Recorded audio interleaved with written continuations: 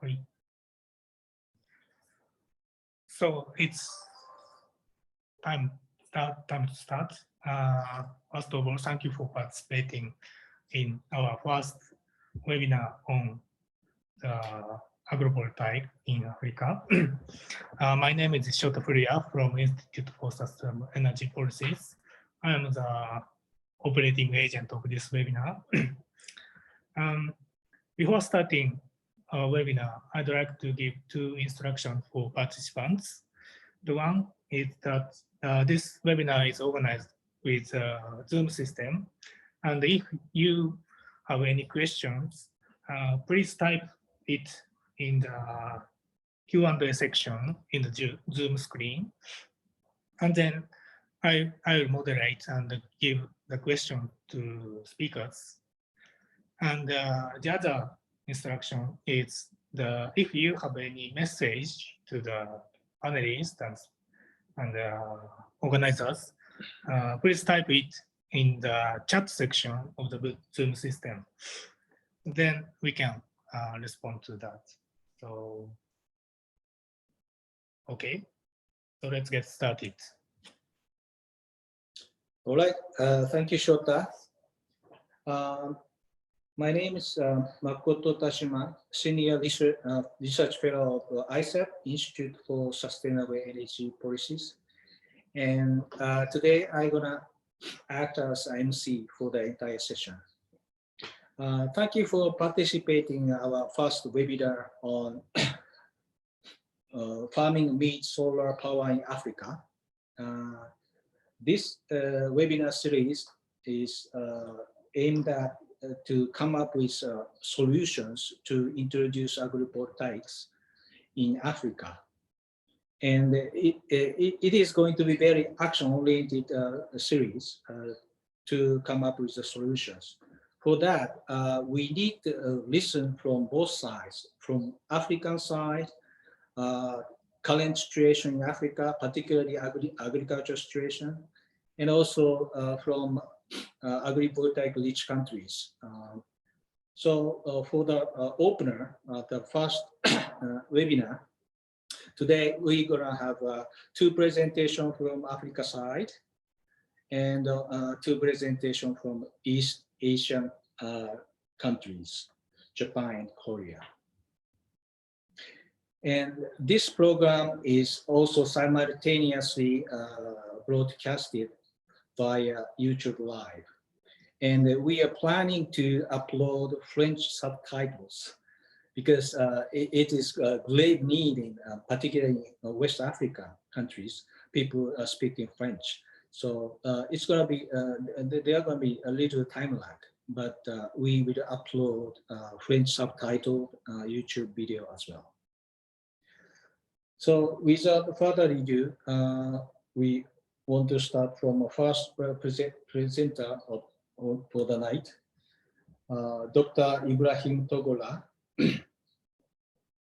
founder and chairperson of Mali Folke Center Nitaya. And he is an engineer and economist with over 20 years of experience in Africa, working in Africa, public sector, private sector, and NGO sectors. And Mali Folke Center is one of the leading NGOs in West Africa in the area of renewable energies. And also, Dr. Togola is founder and chairman of Africa Power SCA, the company which has 33 megawatt grid connected solar power, solar PV in Mali, which is the largest in West Africa. He is also co-founder and the chairperson of another company, Access, which has 25 concessions in Mali, providing electricity to almost 100,000 local residents. So without further ado, please welcome Dr. Ibrahim Togola.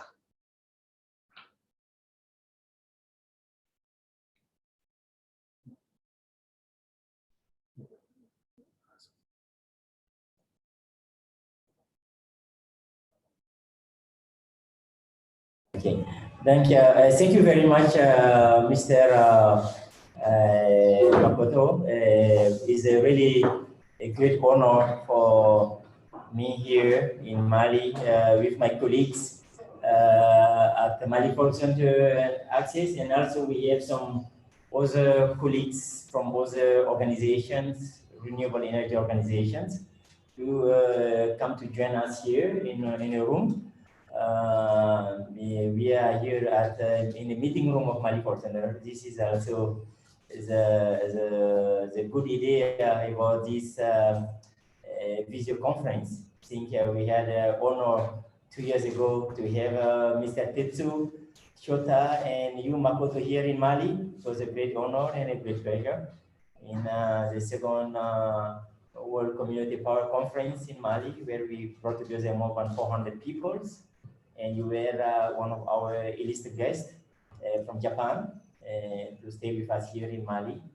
And yes, we are very honored to participate and to co-organize this and with ISEP Japan.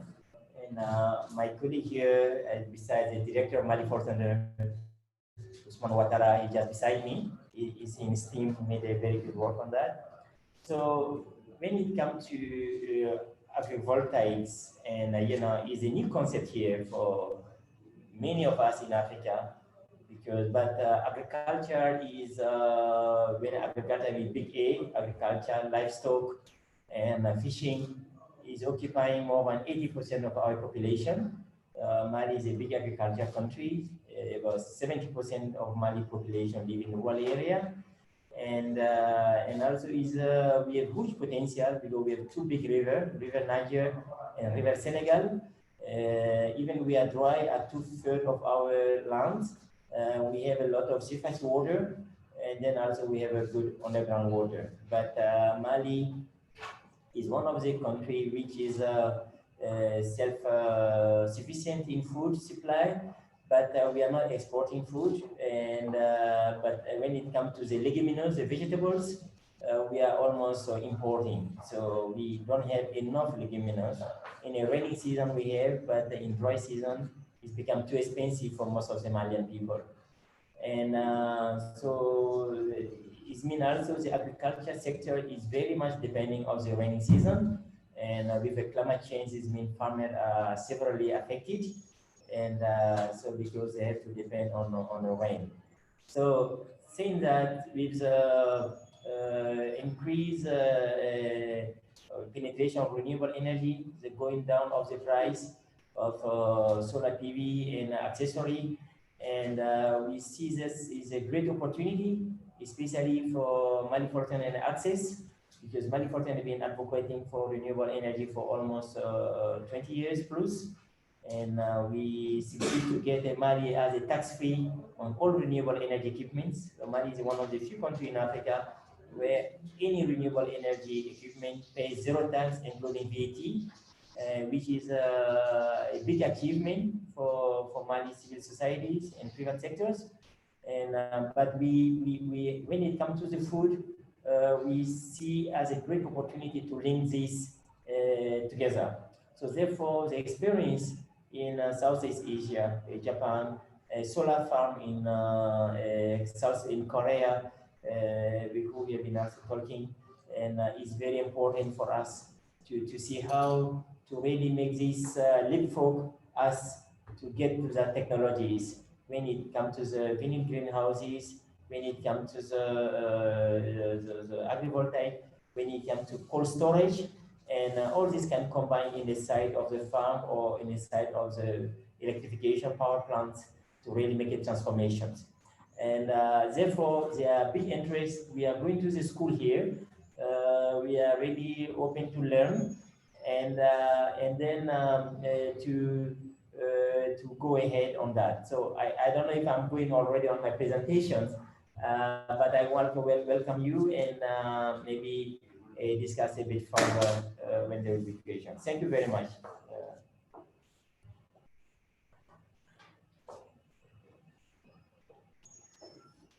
Yeah. Okay. So is the agrivoltaic potential, as I mentioned, you know, we have the Mali is rural populated, and with very low access to electricity. So that means we cannot meet SDGs. There's no way for Mali to meet SDG. But we are one of the most, you know, we have a God blessing with 12 million hectares of cultivable land, with two big rivers, so and a young population, because 80% of Mali population are under 25 years old, and with big solar radiation. Today, Mali economy is based on cotton for export and also the gold mining. But we think that agriculture is a permanent goal for Mali if it's combined with the solar energy. So it really can transform this country to make a really green revolution here for everyone. So therefore, we are working now to see how to promote this. The mini grid can be a place to penetrate the agrivoltaics, because that is our strength, and Mali for Central strength is support to agriculture and renewables. The next. Next, yeah. So we have a very strong women in the country, and and we have been working, like you say, Mali village in energy. But we see here we have to take energy as to take a value chain of renewable energy, and a value chain of renewable energy is really to work hand in hand with organizations like Mali Forest Centers, and then to really bring innovations in rural areas. So combine energy, greenhouse, agrivoltaics, cold storage, which really can show to those rural population that they really can become the place, because we have 20 million people, but we have a lot of country in our neighbors: Senegal, Burkina Faso, Cote d'Ivoire, Mauritania, Guinea. So the market is quite big. So therefore, we identify one of the first sites, so in not far from Bamako, where we think that we can make this pilot to bring really farmer in these new dynamics. So, and to show the complementarity and do training for academics as well. And yeah. So it means with enough sunshine, you know, we have, you know, that some of the advantage we learned, because we didn't do that yet, but we believe that heat in Africa is a kind of barrier for efficiency of solar panels. So there can be mutual benefits between the solar panel electrification and agriculture with the plants. So because we have also, you know, a good land, and then we can have, you know, the possibility here to really have good combinations. You know, you are expert on that. That more for my African colleagues. It's not for Korean. It's not for Japanese.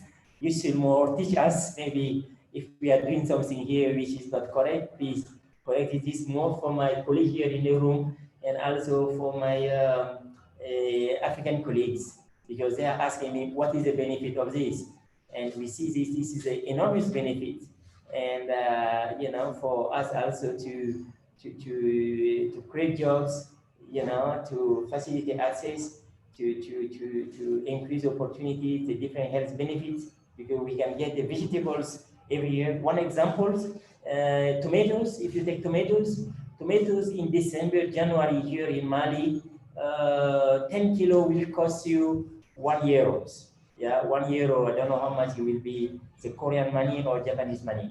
It will be €1, 10 kilos of tomatoes. But when you go now in this moment, beginning of rainy season,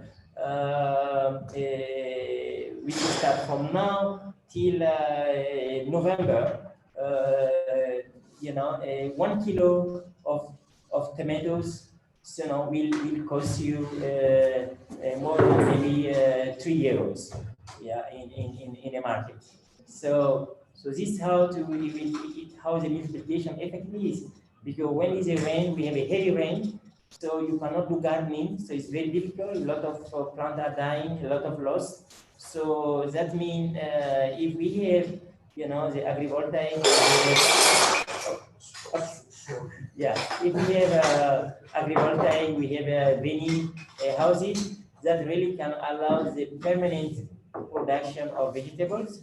Is this go for all agricultural vegetables? And you know, at that time of the year. So I think that's what we want to really tell you. So at this moment of the year, so that's something we want to transform, so we can really make a difference. And so that is to tell you when you have the venue greenhouses, when you have the agrivoltaic, what change it can do.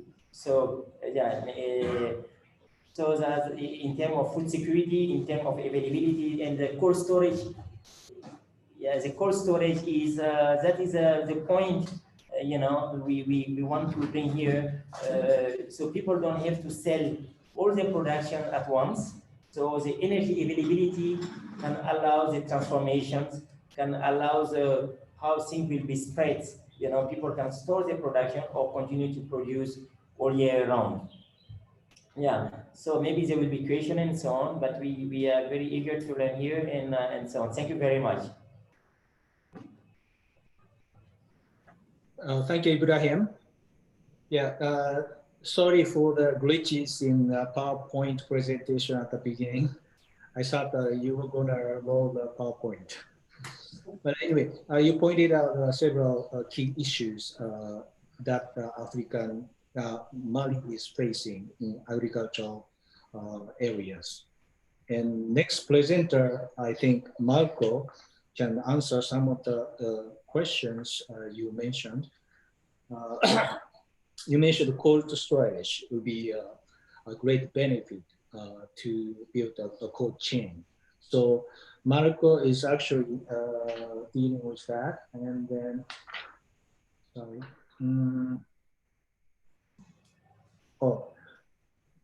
Mr. Marco Borges from Inspi Law Firm in Kenya, right? And he is a business development executive and dealing with PVs and the cold storage. So please welcome Mr. Marco.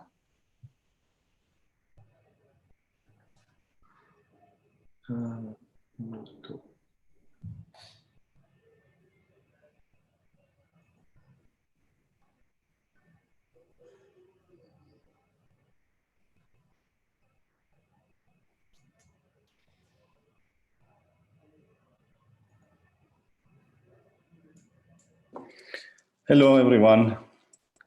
Good afternoon. So I'm Marco from Inspira Farms. I take care of product development and to some extent business development. I did energy for the past 10 years and some IT. So the angle I want to take today is then the impact that our solution has on off-grid, and specifically we know that off-grid solutions are relevant in the agricultural market because we are shifting more and more to first mile distribution. And on first mile, there is the lack of energy very often. And therefore, we have developed solutions that are very friendly for that kind of situation. I had prepared some slides. I don't know if you had the chance to pull them up. Ibrahim, otherwise, I can go without. I just don't see them. I want to, or should I share my screen? If it's okay for you, I can do that. Yes, you can share. Yeah. Okay, perfect. 1 second then. Share. Can you see this? Yes.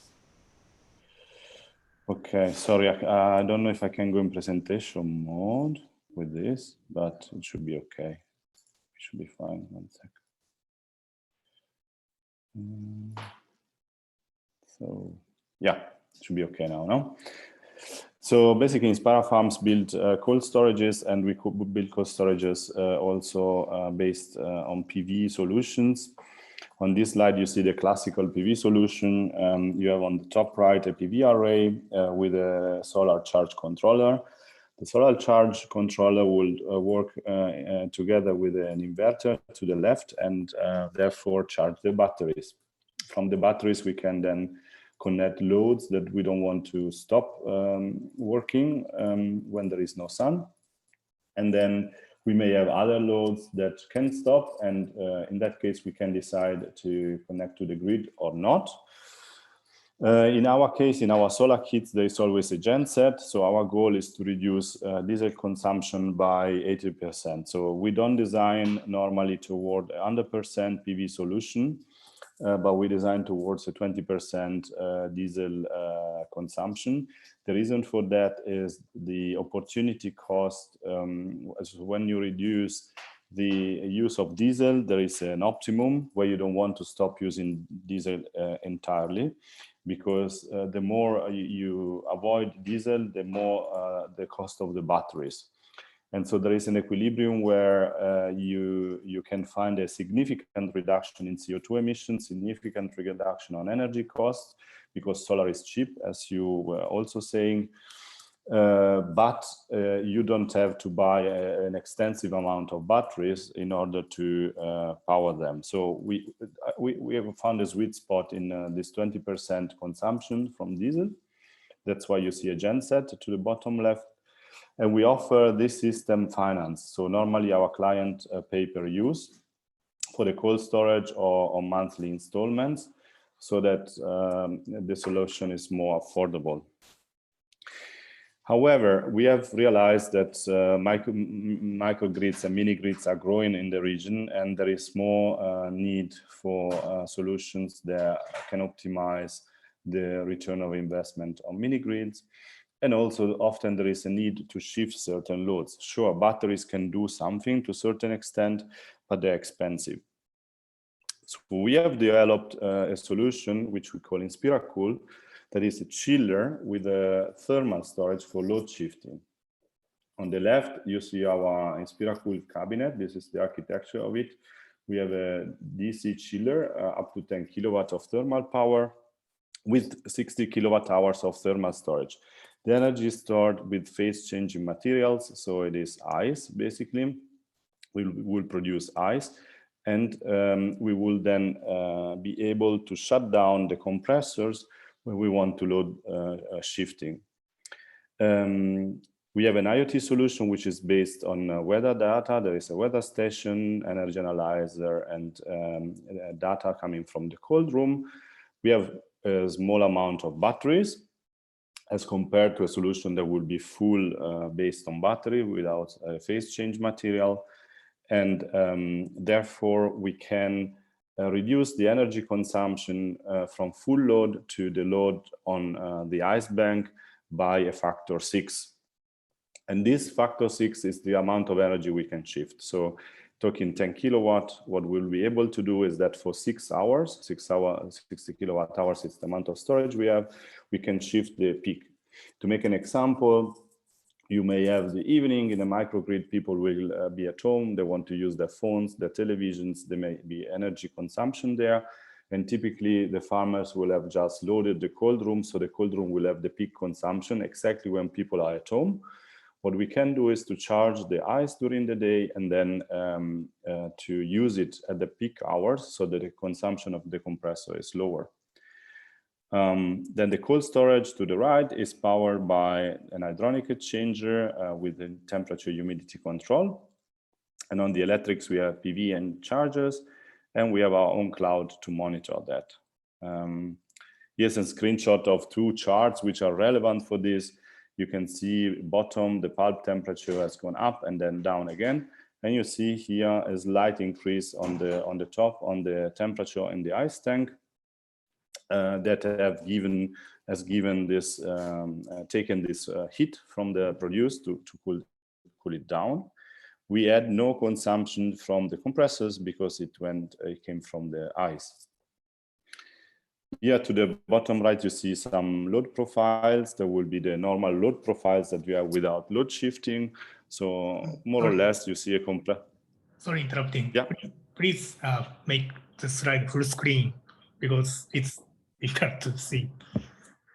Yeah, like this. No, you can see on the bottom of the screen, you can see the plus and minus. Then the left of the minus, the screen icon. On Zoom, you mean? No, PowerPoint. PowerPoint. PowerPoint, the plus minus you can see. Then the left of the minus icon. The presentation, you mean? Yes. This? Yes. Yeah, perfect. Okay. Sorry. So yeah, you can see here the loads thank you. The loads will be a compressor will be activated every half an hour normally, yeah, and then you have a time where it's not active. This will be what you have in a direct expansion and battery system. So you will have high need of batteries, which is expensive. So in our case, we do it with ice, so we can do this shifting much cheaper, and therefore, you know, do the classic load shifting. Then where we have free solar energy, we can store it into the ice, and then we can use cheap off-grid energy when it's most needed. Yeah, in a nutshell, this is our concept for this kind of applications. We have been installing it in different countries in East Africa, and also we have one unit in, no, 2 units actually in Central America, one in India, and one in South Africa. So we are now testing into new markets as well. Yeah, that's it from my side, and I will leave it back to you guys. If you have any questions, happy to answer.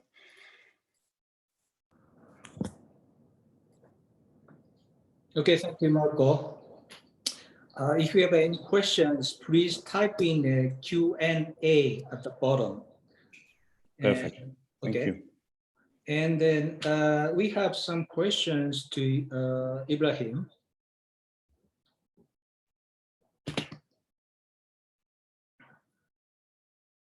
Okay, there are 4 questions to you, Ibrahim. The first question is the agrivoltaic system is a lot depends on the suitable crops. Do you have any candidate for that? And second question is about water system and irrigation system in Mali in general.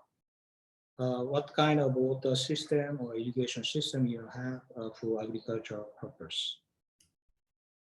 And the third question is about excess energy. Do you have any excess energy from the grid supplied power? And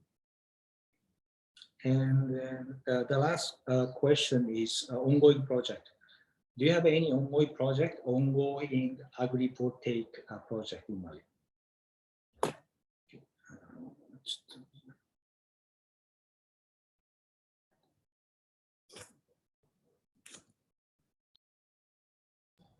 Yes, thank you very much, Makoto. I get the 3 questions, but the first one, I missed one. I missed the first question, please. Does any suitable crops a candidate for the agrivoltaics? Please? Any suitable crops do you have in your mind for agrivoltaics? Okay, okay.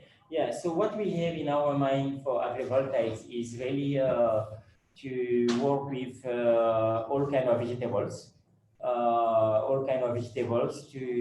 because as I mentioned to you, the vegetables production in Mali are very seasonal. So there is not one single vegetable. I think in a room here, there are many agronomists here, including the director of Mali Folk Center, who is an engineer agronomist, and many of his colleagues. We don't have any single leguminous that you can have all year round in this country. And it's the case for most of the country. If you take one single thing, is the onion, onion price go from February, March, from 1 to maybe 20 times more in this moment now till maybe also February, because onion is imported coming from the Netherlands, from France, and so on, and even from some Asian places, you know, I don't know, garlic coming from India and so on. So it's the same for Mali, same for many West African countries. So the price go up maybe 10, 20 times, depending of the period. So we think that agrivoltaic and vinyl can really help to because dry season are very hard in Mali, and rainy season, we have two periods which are very hard. It's a dry season and a rainy season. Rainy season, we have very strong winds. It can blow everything away. So when the vegetables and so on, and rain are like a very big showers. So that means we believe, we don't know, that maybe that system could allow us to with the raining combined with cold storage to bring income for farmers in these areas. Irrigation system here in Mali have to be from the drill, make a water hole, and make a pumping. And then in some places you might be beside some river, like we have some mini grid not far from the river, and then you can get water from the river. And but most of them, in any case, will be to have a borehole and put a pump, what we are doing usually, and store water in the tank. So that's most of the gardening, big gardening systems we have. So that's what we are thinking. But suggestion from Korea, from Japan are welcome. Access energy, yes. I think Marco made a very good presentation. When we have our solar mini grid, we see that almost from 8 a.m. till maybe 12 a.m. we have excess energy, because people don't use so much, and working place started around 12 to maybe 4 o'clock. And then between 4 and 7, we have also low consumptions.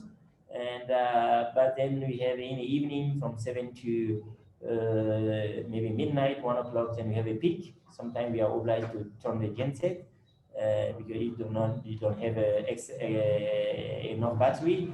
And then low go again, very down from midnight, 1 a.m. till again 12. So you have a low capacity. So I think like Marco said, the kind of intelligent smart systems will be appropriate. So will be appropriate. So that will be a very good systems to organize in my view in that. So ongoing project, no, we are planning to working hard to get one. We don't have any ongoing agrivoltaics project at the moment, but there are very good intentions, discussions. So we have been discussing quite a lot with solar farm with you at ISET, and but we don't have at the moment project ongoing, at least in West Africa, that we are aware of. That is also why we want to also plan to have the African Agrivoltaic Association to really learn from each other and promote this technology. Okay, thank you. Thank you, Ibrahim. Yeah, you just mentioned our plan to establish Agrivoltaic, African Agrivoltaic Association. Okay, thank you. Here, there are some questions to you, Marco. Mostly, they are concerned with the cost. I think they liked your system or technology, but how much does it cost? One of the persons said, like, what is the cost for 1 hectare? And also, what is how it goes with maintenance cost, and do you have any technicians in Kenya?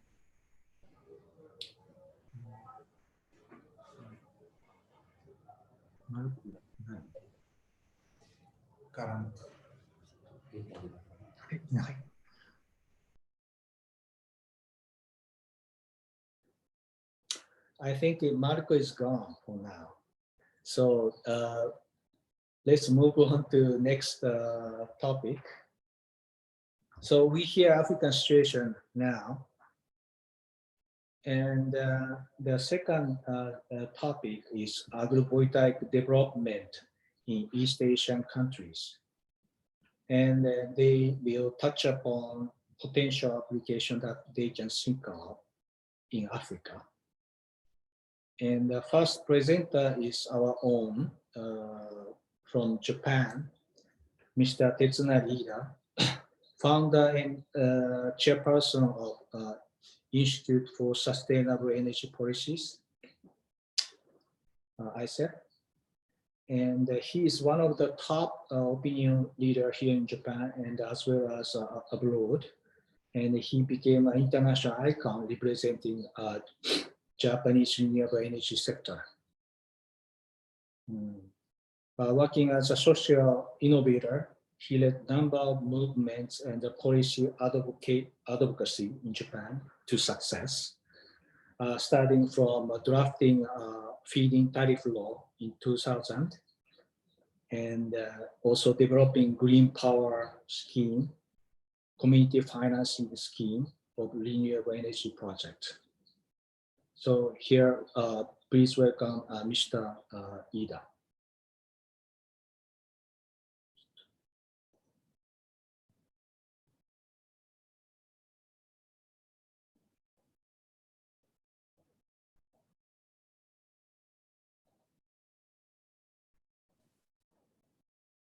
Okay.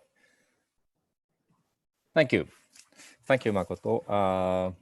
Hello, everyone. As the host and organizer, I will present about the agrivoltaics situations. Okay. Yeah. Agrivoltaics situation in Japan. And also, I would like to propose to the Green Recovery Program to put in the agrivoltaics program into the Green Recovery Program post or with COVID-19. So, yeah. So right now, COVID-19 already infected more than 10 million people in the world, and sadly to say, the 500,000 people more than already died.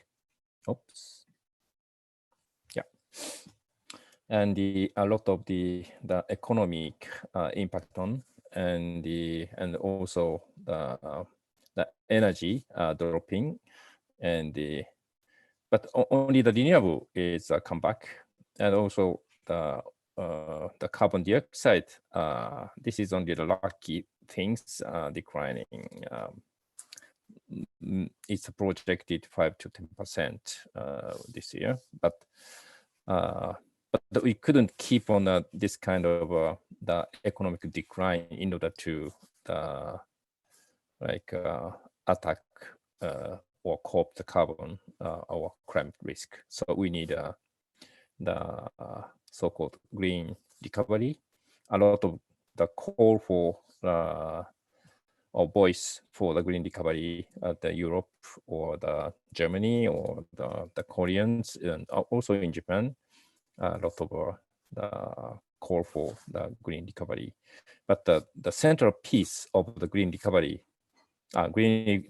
means like a climate risk and other environmental sustainability and economic recovery after the post-COVID-19, and inclusive or more fair societies to rebuild our society.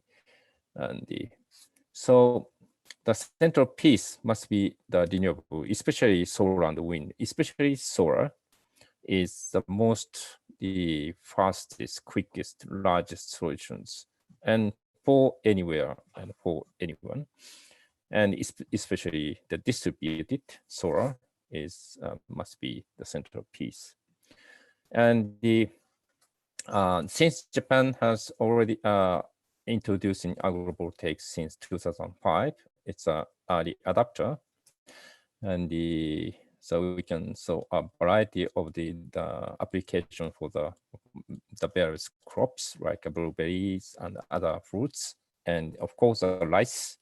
This is just in behind myself, the rice field on the solar, and also tea, Japanese very nice tea over the solar, and also even the wheat and a lot of, and also potatoes and the mushroom and a lot of kind of the crops we have, and in total and the basic of the agrovoltaics, and most of the people, you know, the agriculture products, and the top of that, and the solar electricity generation as the same range.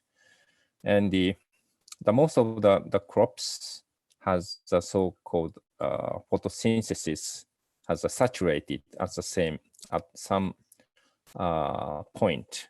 It's a different the varyings up to the crops, like the potato or mushroom is a very they don't need as much light, but the rice or wheat need about 70% of the light, and some of the crops need much more light. So it's depend on the crops, and the basics of the agrovoltaics is using the light after the saturation, light saturation point.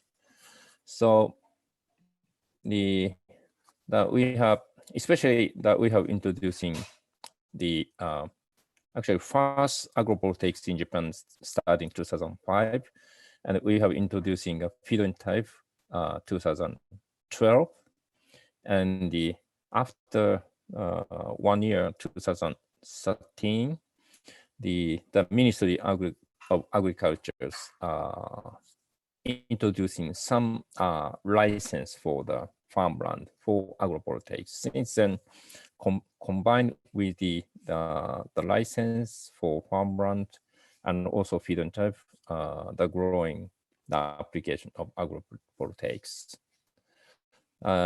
Then at the beginning, the feed-in type has relatively higher cost, not higher price, but at the same time, agrovoltaics cost is also high because of the higher frames. But right now, becoming technology is becoming more improving and more mature, and the cost is dropping every year.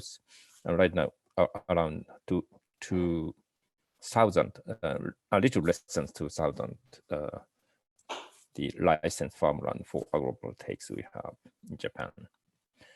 And the basic typical agrivoltaics in Japan is 3 to 4 meters in height. It's depend on also the farmland, because some are the large tractor in it, or some are more lower height because it's not necessary too high. So it's depend on the farmland, and also the distance between the panel is around.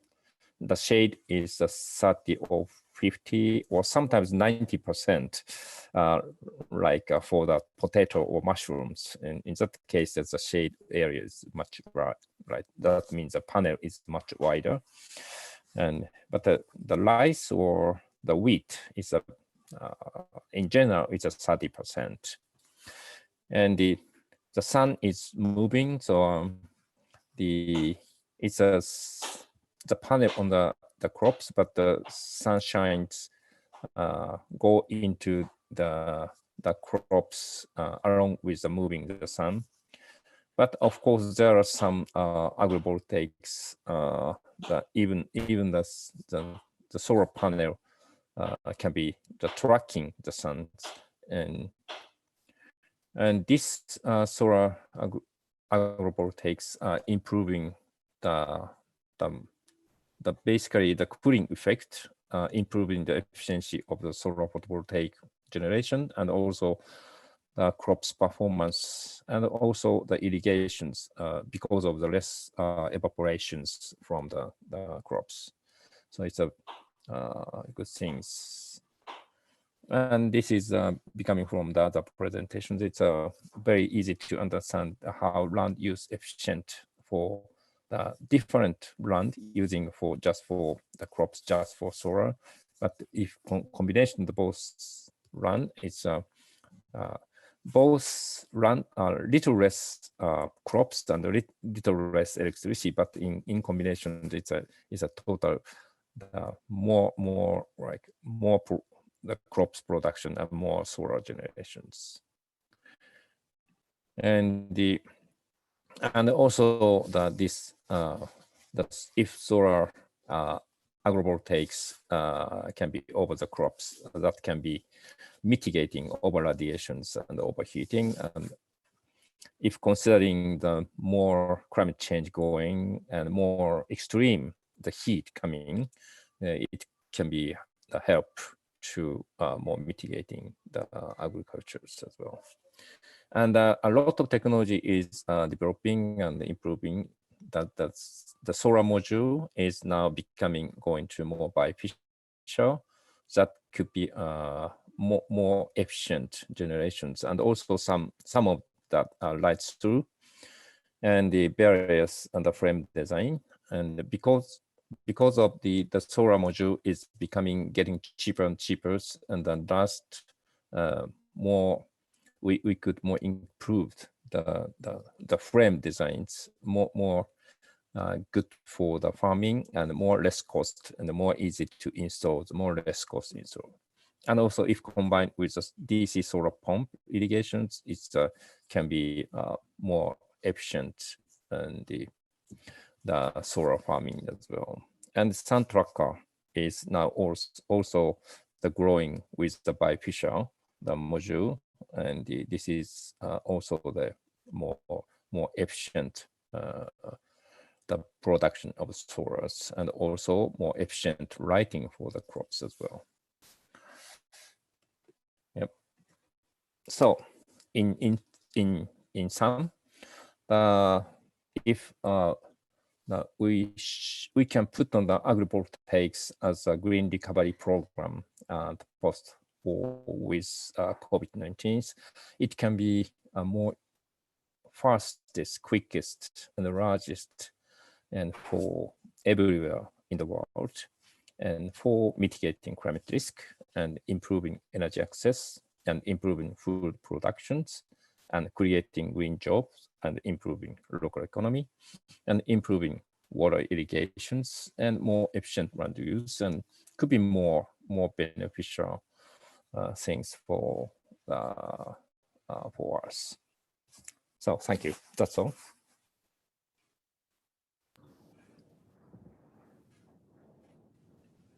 Okay.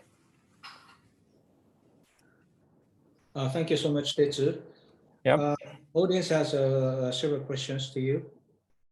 The first question is, you said the height of the panel from the ground is 3 to 4 meters. But is there any case that people use a very low height, like 1 meter high? Yeah. The second question. Yeah. Okay. Yes, please. 3 questions. Second question is, when you install the panel or system, you have to install a PV panel first, then the clock second. Yep. And the third question is, you mentioned there are 482 hectares of the agricultural land installed area where the agrivoltaic systems installed. What is agriculture produce eat from that area? I don't think you can answer this though. Okay. 1 meter high. Actually, the 1 meter high is too low because at least you can you must make things under agriculture beneath under the panel. So I guess little more than 2 meters is the lowest case if if it's a serious and solar agrivoltaics in it. So 1 meter is a normal, just solar project, the typical height. And the yes, basically and the frame and the solars the built first, then afterwards the crops become planted afterward. And also we have in Japan the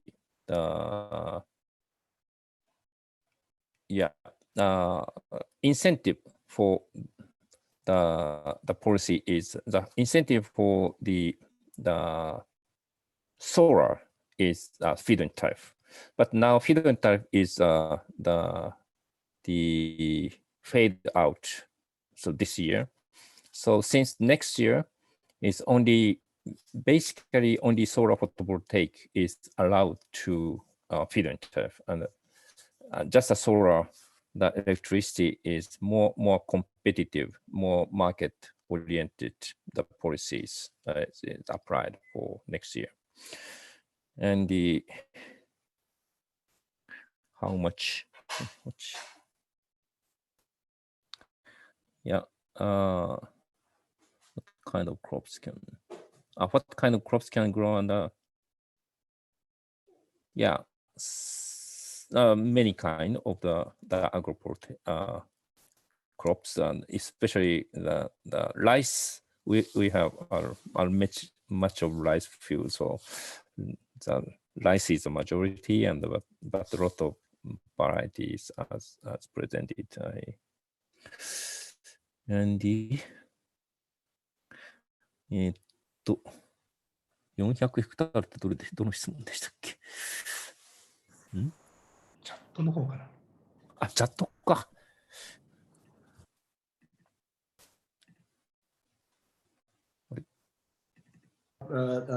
Some agree Okay. person. Okay, it's in question and answer section, but he's asking if you know they have invented the moving panel. Okay. So that you can control the shade when the crops need the sun and. Do you know that? Let's write go throughs. Yeah. これ全部答えた方がいいですか？ Okay, time is Yep. limited. I know we I'll- share information among ourselves about Sangri's technology. It's highly placed. Yep. Okay, I think we need to move on to the next speaker, who is last but not least, Dr. Chol Hyun Lim, Senior Researcher, Head of Solar Energy Research and Development Department of Green Energy Institute. He's from Korea. He's an expert in engineering, in electronics and applied physics, but he is deeply involved in agrivoltaics research and promotion in Korea. From policy to system with high value added agricultural produce and even agrivoltaics. And then Green Energy Institute supports small and medium-sized expertises. And it's involved in the national government and the local government research project, and which has the most aggressive agrivoltaics promotion plan in the world right now. Okay, please welcome Dr. Lim. Can you hear me? Yes. Yes. Okay. I'm Lim at Green Energy Institute in Korea. Would you show me my PPT? Sure. The presentation material? Okay.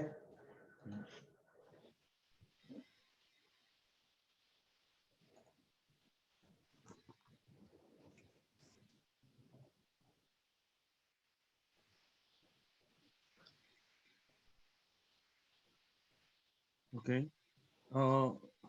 田島さんがコントロールしてくださるんですか？はい。はい。じゃあ、お願いします。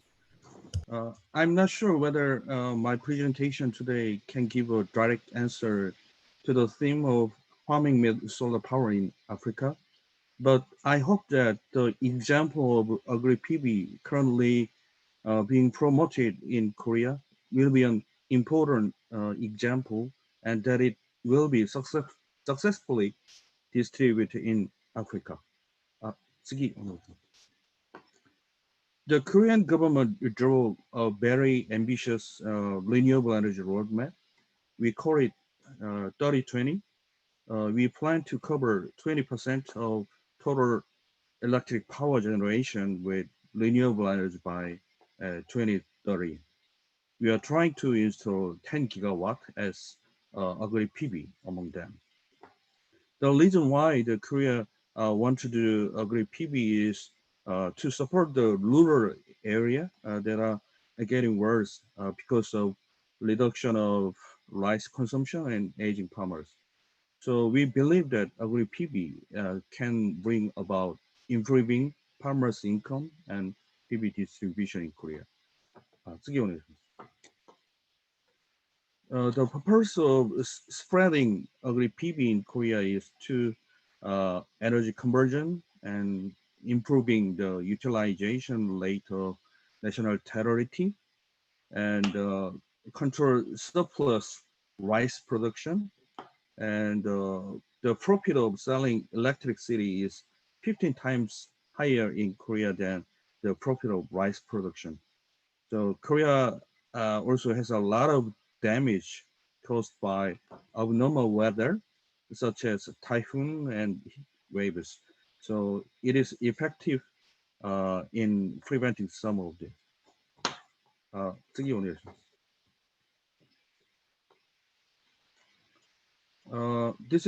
This page shows an ongoing project in Korea. The first model in Korea was installed in 2016. This first one, actually, it is a benchmarked Japanese model. Actually, the small system ranging from 10 to 100 kilowatts are being demonstrated throughout the country via national R&D project. It is about 2 megawatt at 19 test runs. The reason why it is still in research stage is to obtain clearer the result and the public consensus. Currently, the APV system being tested in Korea are mainly on pillar type and distributed type. Actually, any system is designed so that it does not interfere with the growth and farming activity of the crops. Sorry.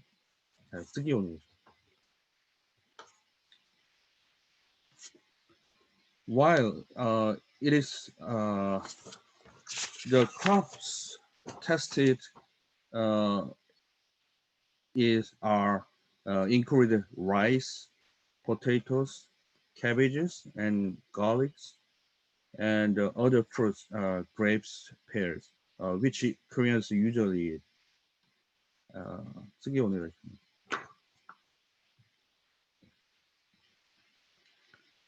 This page gives an overview of the national R&D of the Ministry of Agriculture and Forestry. It is to develop a suitable agri-PV system for Korea and also standard cultivation method for the crops and develop smart farm technology utilizing PV mounting structures.次お願いし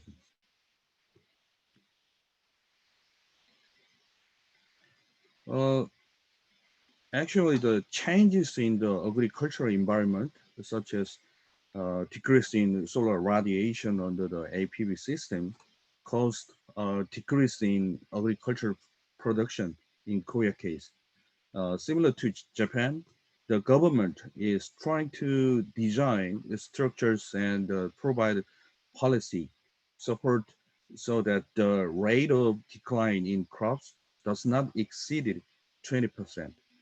The testing rice, potatoes, and cabbages, and garlics, onions, and pears kept the production rate down below 20%.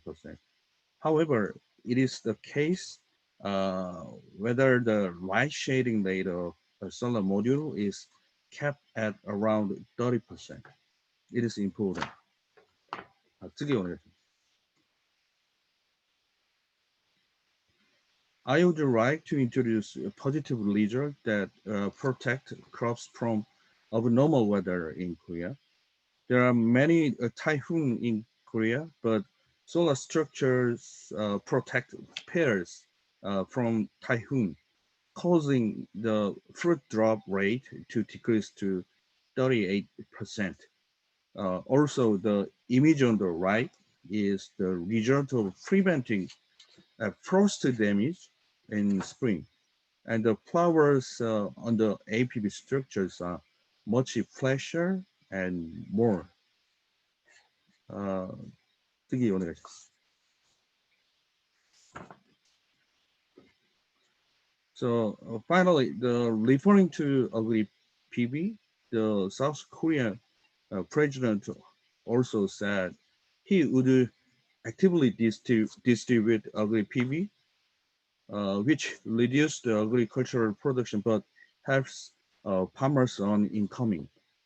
So the climate of Africa, the status of renewable energy supply, agricultural environment, and cultivated crops are very different from Korea.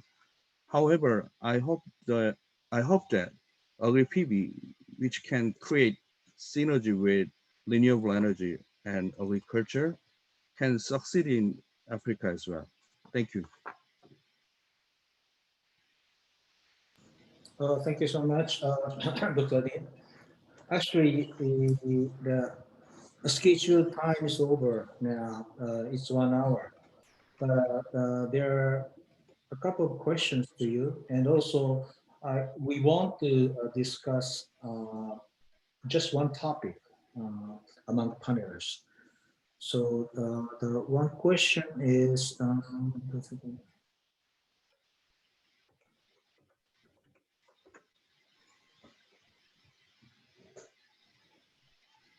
okay, I think setting up an agrivoltaic system may be very costly. So it may not be fit for small and medium-sized enterprises. So that they may need some funding. Do they getting some funding to establish agrivoltaics in Korea? Well, actually, in Korea, we not support the fund to establish the system as well, but we give some economic support with very low, how to say, economic support.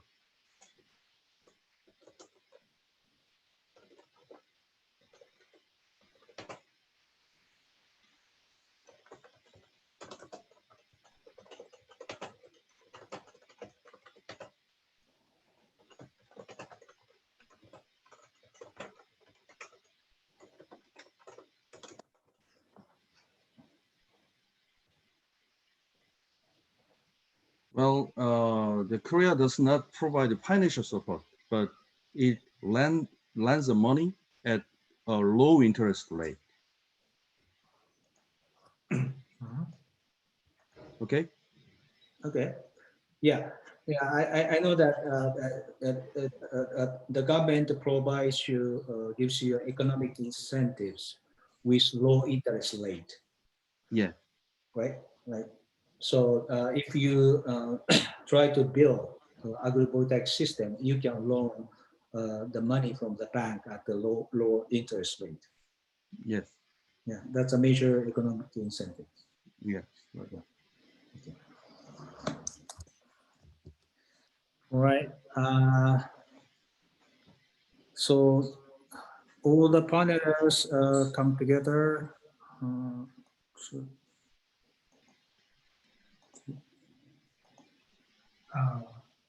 マーク初コン。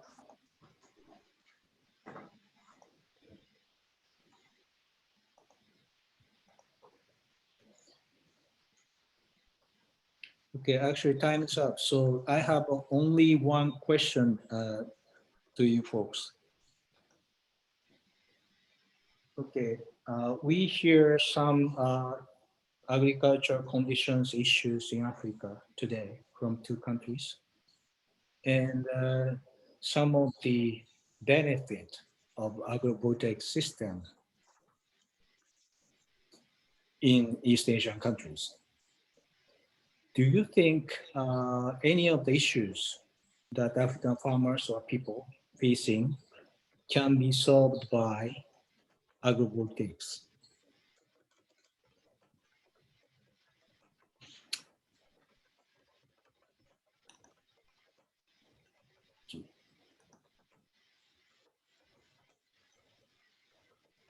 Anybody has an opinion? Okay, like Ibrahim pointed out, sometime even Mali, you get heavy rain, which damages crops. They of course drought, water shortage, and Dr. Lin pointed out some of the natural disasters like typhoon and frost damage are mitigated, prevented by agrivoltaic systems. So that can be applicable to African countries as well. Well, actually, the East Asia has a lot of typhoon, so there is not solar radiation. But on the other hand, Africa has a lot of solar radiation, so I guess it will help grow crops using the shade of the solar structure and modules. So if you control the shade from the solar structure and module, I guess it will have the growth crops. Yes. Okay, thank you. Okay. What do you think, Tetsu? That controlling shade will create a better environment for growth of the crops?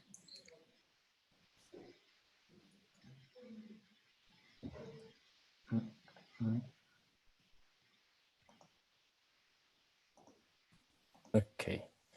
Yes. I suppose the basic idea is learning by doing, and the applying from the small scale, and also various application in Africa, like starting with Mali Focus Center and other place, and the solar project can be done so quickly, and a lot of learning in various place. And then the feedback and feed forward to improve in each areas for the built solar agrivoltaics, and also the crops as well, and the finding new or improved solutions and apply for the new project. At the beginning in Japan, and this idea is perceived as a bit tricky and too much costly. But right now, it's for example, the cost is very much competitive is a normal solar project already, and also crops. It can be more like a tea. Tea is a very good example in the case of Japan, and that the tea need like the against or protecting the frost and also protecting the heat. both. But if apply for the solar, this agrivoltaics, it's a very completely protected both the frost and both the heat, overheat, and also the tea, especially spring tea, need the black wall covered after last 1 month before the halving. But the solar, the agrivoltaics can help to cover the black cover over the tea. So the solar agrivoltaics can be very compatible with the spring high value of the tea, for example. But the solar project can be so quickly and widely, and various places can be applied. So we should start, and then the learning by doing and developing and improving in everywhere in Africa. That is, I think, help for the futures. Thank you, teacher. You made a good point. The first of all, cost is not that much. It's not expensive at all. It now becomes competitive as ordinary PV project. Yep. So you don't need to worry about it. And also, for the case of Africa, most countries, Dr. Lim also pointed out that overheating would be more problematic. And then that can be mitigated by providing shade by a solar panel over the top of the crops. And then you also generate electricity that can be used for other purposes like cold storage that Marco mentioned. And also, it's important to do learning by doing. We have to start small, and then a PV project is very quick. And even if small scale, you would learn something out of it. So, and then you can improve the system by learning from the previous project. Okay, thank you. We want to discuss more, but it's time's up. So can we have last word from each one of you, starting from probably Tetsu, and then Dr. Lim, and then Ibrahim. Okay. Thank you for joining our webinars. This is supposed to be the series. This is the first times of our series of this agrivoltaics seminars joint with Mariko Center. Well, maybe 1 month after later, we will have a second round. And I hope, or I believe, this could be a great program. Not this webinar, actually. Agrivoltaics in itself is a great program. The green recovery must be the central piece, and especially for Africa and other the developing countries, and also even developed country like Korea and Japan as also. So this could be more. We should try 100% renewables and more mitigating climate risk and a fair economy and fair societies. Thank you. Thank you. Dr. Lim? Yes, I'm not sure whether my presentation today can give a direct answer, but I hope that Agri-PV, which can create synergy with renewable energy, so and agriculture. So I hope the Agri-PV succeed in Africa as well. Thank you. Thank you. Ibrahim? I would like really to thank ISET Japan and also Professor Lim and from Korea and other friend, Korean friend, Japanese friends. I guess there are also solar farm online, and so that's really quite nice and very important, because we in Africa here, I think Tetsu mentioned very well, and also Dr. Lee, the potential of solar is extremely important, and we shall benefit, and is very mature technology today, and it's available a lot here all over, and especially in Africa. So we should see solar PV on a value chain approach, and that is one of the big work that we are doing here, and we are also moving for the training aspect, because for us the education is a key to really our farmers who are really working quite hard but cannot really meet their living properly while they have a lot of sun. So we really see this as a great opportunities to learn from you, friends from Southeast Asia. You are working hard, you are doing great use of these technologies, and you are ready also to share with us here in Africa.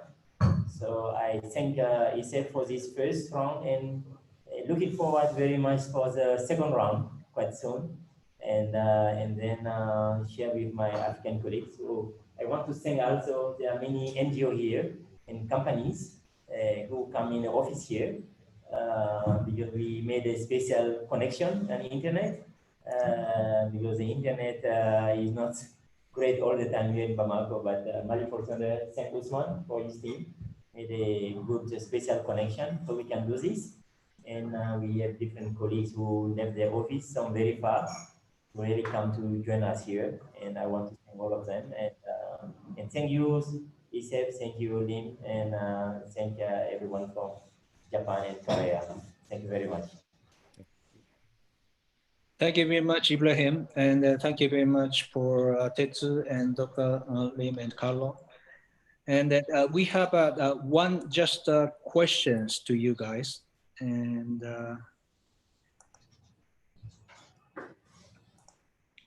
just one questionnaire. So when before you leave, just answer this poll. And what do you want to hear more from us from next session? And I think this first one was a little mess. I'm sorry for that, but we become better, and we will provide you more information and more valuable insights. So please answer that question, and then our video will be on YouTube. It's broadcasted YouTube live, but I understand a lot of people in Mali speaks fluent French, but not much English. So we try to subtitle the video with French. Of course, with a lot of help from your side, Ibrahim, and then put up the YouTube. So please disseminate that video if you find that is helpful. So this is it for today's webinar. Thank you for joining us, and then I hope to see you all next time. Thank you. Thank you very much. Thank you. ありがとうございます。